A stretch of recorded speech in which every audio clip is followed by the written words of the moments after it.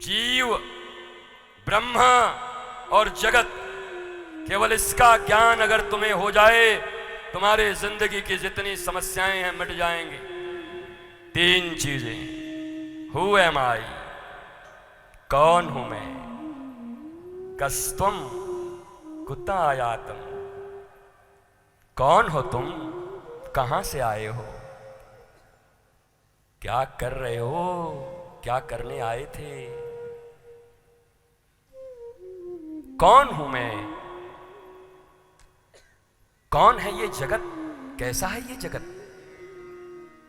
क्योंकि यहां रहना नहीं मुझे, ये सराय खाना है, धर्मशाला है, कोई नहीं रहा। हमारे परदादा नहीं रहे, हमारे दादा नहीं रहे, हमारे जनक जन्म देने वाले पिता भी नहीं रहे, मुझे भी नहीं रहना। तो क्या है ये जगत। जीव मैं हूं, जगत ये है, और परमात्मा कौन है। इतना सा अगर जान गए तो सारी उलझनें सुलझ जाएंगी।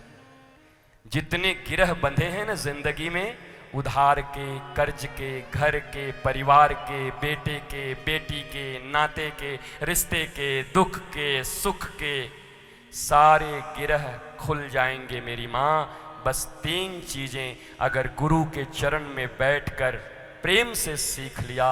हे गुरुदेव भगवान, जैसे कपिल की माँ ने, देवहूति ने अपने बच्चे को ही गुरु बना करके ज्ञान प्राप्त कर लिया, सांख्य योग का निरूपण कर दिया।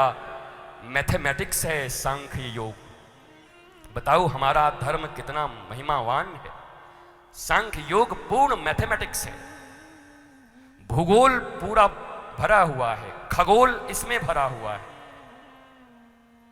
और ये विदेशी लोग पता नहीं कहां कहां से ले जा करके, किसी का नाम कुछ, किसी का कुछ, कोई ग्राहम बेल बन जाता, कोई लालटेन बन जाता, कोई बेल्टॉम बन जाता, पता नहीं कौन कौन कहां गए। ये हजारों वर्ष पहले सब खोज कर हमने रखे हुए हैं। पर हमारे शास्त्रों को विधर्मियों ने, धार्मिक पोंगा पंडितों का ज्ञान बता करके तुम्हारी सुचिता, पवित्रता और तुम्हारे ज्ञानवंत होने की गरिमा को लूट लिया। तुम्हारी हमारी इज्जत तब तक नहीं होती जब तक हम अमेरिका और लंदन से रिटर्न होके ना आ जाएं। वृंदावन, अयोध्या, मथुरा, काशी, कांची, अगर यहां जाकर तुम लौट कर आते हो तो बोले छी कहां गए थे, हम तो लद्दाख गए थे, हम तो स्विट्जरलैंड गए थे। स्विट्जर इतना स्वीट है कि जर हो गया, जरी गया स्विट्जरलैंड में गए थे। पर तुम्हें कभी महिमावंत महसूस करते हो, कहते हो कि मैं अयोध्या जी का दर्शन करके आ रहा हूं, प्रभु श्री राम का दर्शन करके आ रहा हूं, संतों का दर्शन करके आ रहा हूं। इतनी महिमा देते हो? नहीं। कहां गए थे? इस दुनिया में जब तुम्हारे ब्याह होते हैं तो ब्याह करने के बाद हनीमून पे जाते हो। हनीमून। व्यासपीठ से यह शब्द बोलते हुए तुम इधर उधर बकरियों की तरह ताक रहे हो, पर मुझे बोलने में कोई लज्जा नहीं। जिस देश में जो चीजें हो रही हैं, अगर व्यासपीठ न बोलेगा तो कौन बोलेगा? कौन प्रज्ञा देगा तुम्हें? जीवन भर गद्दी पे बैठ करके गद्दी सड़ा दिया दुकान की, पाइल्स हो गए, जिंदगी में बीपी बढ़ गई, और मजदूरों की तरह साल में कंपनी ने कहा 3 दिन के लिए बाली घूम के आ जाओ।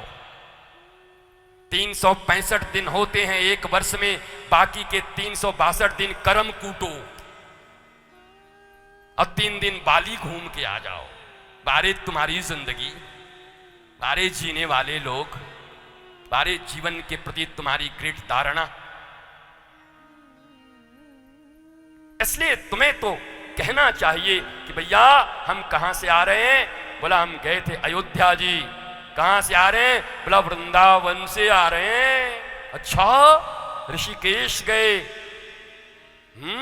हरिद्वार से आ रहे?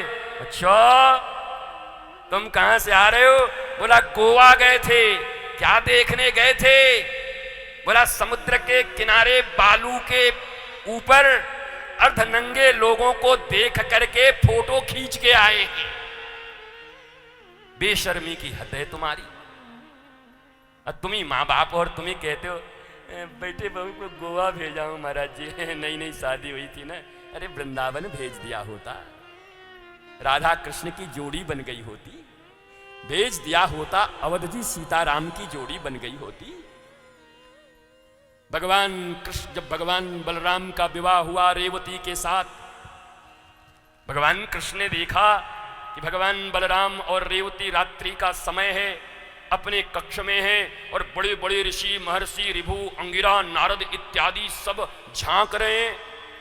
नारद जी पहले दूर से आए, बोला बड़े बेकार लोग हैं, बताओ पति पत्नी का आज नया विवाह हुआ, दोनों कमरे में कक्ष में हैं, ये बड़े बड़े ऋषि होकर के क्या झांक रहे हैं, ध्यान से सुनो, सुनोगे तब गुनोगे तब बनोगे। भगवान ने नारद जी से कहा कि नारद जी जरा पता करके आओ क्या हो रहा है। नारद जी गए, प्रभु हमको कुछ पता नहीं चल रहा क्या हो रहा है, आप स्वयं आओ। जब भगवान भी आकर के और झरोके से झांकते हैं तो क्या देखते हैं कि रेवती मैया पलंग के नीचे बैठी हुई हैं और भगवान बलराम पलंग के ऊपर बैठे हुए हैं। भगवान बलराम अपने गोकुल की, गोपाल की, गोविंद की लीला सुना रहे हैं और रेवती मैया के आंखों से झरझर अश्रु बह रहे हैं। वहां वृंदावन की कथा चल रही थी, हनीमून हो रहा था।